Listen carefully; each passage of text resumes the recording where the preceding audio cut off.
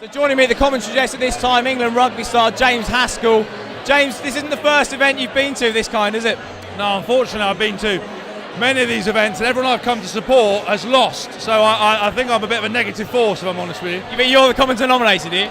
I hate to say it because I'm very vigorous with my cheering, I'm very enthusiastic. Obviously I've been in high pressure environments before, so I think I can impart good knowledge, but unfortunately I am like the omen of doom. You're the omen of doom perhaps, but Emily Williams, she's only been boxing for 10 weeks and her opponent's been boxing for a year and a half and was a tough opponent tonight. Yeah, I mean listen, Emily's worked so hard. She's one of the most competitive people I've ever met.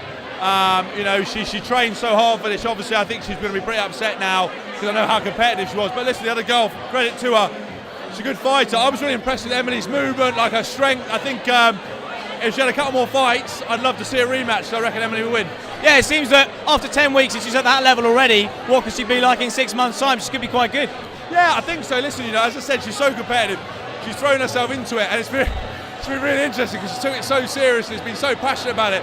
Halfway through, I kind of had to say to her, listen, just relax. You know, like you're not going to be Floyd Mayweather by the time you finish. And where she's got to is amazing. She had a great support here. Obviously, the atmosphere here this evening's been amazing. There's been some crazy fights. It's not something I've always wanted to do something like this, and what a lot of people forget, it takes a lot of balls to get in the ring, male or female. It's horrible getting punched in the face, and it's one of those things in life that a lot of people will never ever do. Yet I sit around, there's a lot of armchair commentators. I was going to say, there are a lot of armchair commentators. I have a funny feeling though, if you took this up, you'd be hard pushed to find an opponent. I don't know many people that get in the ring with you, mate. Well, you say that, I think there'll be a line around the block of people wanting to knock me out, and the problem is, being a slightly bigger gentleman, if I get in the ring, it's not going to be a tickling competition, so someone is likely to go down, and more often than not, probably be me. Yeah, very true, very true. Now, I know you're a bit of a boxing fan outside of this. You mentioned Floyd Mayweather. Did you watch the rematch last week? I did, actually. I caught parts of it. I mean, obviously, he's an unbelievable man. 47 fights. He's incredible. I just think, but what I love about him is that all the showbiz that goes with it, all the marketing, that a lot of people who don't understand how that works buy into, realise he's one of the hardest working, most dedicated fighters, and half of that's just show to get more money. It's pretty impressive. And of course, being a professional athlete for so many years, you yourself know the level of dedication you have to succeed in sport. So what sort of admiration do you have for a guy like that? Oh, incredible. I think, you know, you always talk about people that you admire and look up to. You know, he's certainly one of the guys I look at for longevity, physical ability, to keep being at the top of his game, to keep beating people, to have that showbiz lifestyle, to maximise every area of his game and still perform.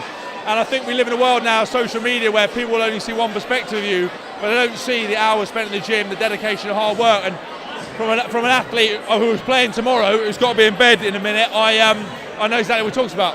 Absolutely. I won't keep you for too much longer. We're talking of boxing friends. I know you're a good friend of David Hayes. I saw you at the premiere on the red carpet a couple of weeks ago. What's happened to his hair though? He's got mad, he's let it fully grow out. I don't know, I think he's taking us back to his old school roots, because what a lot of people don't know about David as well, he loves his old school tunes. Loves his old school tunes. So I think he's been paying homage, maybe to one member of the Jackson 5, I don't know, but he's rolling big. But he's another one with amazing dedication, you know, who is an incredible athlete that hopefully will be back in the ring soon. I was going to say, we know he's had some problems with his shoulder. Would he like to come back, and would you like to see him back in the ring? Oh, listen, I can't speak for him, but as a fan, as a boxing fan, I'd love to see him back in. He's got so much talent. He's such a good guy that I think it's a shame if he doesn't go out there and has another go. Listen, James, if you can give a message to anybody at home that's perhaps thinking about taking up white-collar boxing, even if they're not from a sporting or athletic background, what would you say to those people? Would you say give it a go? 100%. Listen, if you're looking for an excuse, instead of wasting money on a gym membership, go and run in the park, put your name down to 10 weeks of boxing training. You're going to get fit, you're going to have a good time, you're going to learn to protect yourself, and you've got a competition at the end of it, and you've got fun for all your mates to have. Well, there you go. James Haskell saying, if you're watching at home and you want to try white-collar boxing, carpe diem, seize the day, get off the couch and give us a call. Thanks very much, James. Lovely to see you. Pleasure. Take care. Good, mate. Cheers. Thank you, mate.